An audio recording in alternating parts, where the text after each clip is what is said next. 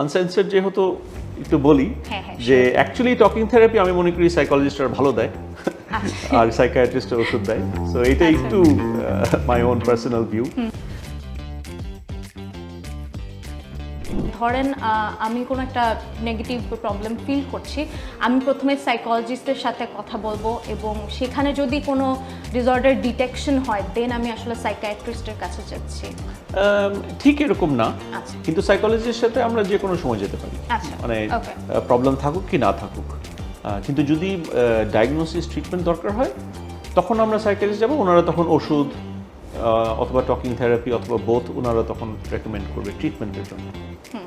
আর হচ্ছে আমাদের প্যারেন্টসদের বা যারা মুরব্বী আপনি বলছিলেন যে আছে ওনাদের কাছে হয়তো এই এক্সপার্টের কাছে যাওয়াটা খুব একটু এলিনেটিভ লাগে, যে আমাদের সময় তো এরকম প্রবলেম ছিল না, বা আমি তো যাই নাই, আমরা তো যাই নাই, তাহলে তোর যাওয়ার কি দরকার?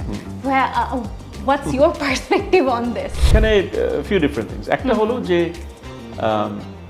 মানুষের ইমোশন বাড়েও নাই আর কমে নাই। আচ্ছা, সো একজন যদি তোমাকে বলে ইউ আর ভেরি ইমোশনাল, এই কথাটার মানে হচ্ছে হলো যে তুমি তোমার ইমোশন এক্সপ্রেস করছো, right? You are not feeling any more emotions then anybody else, right?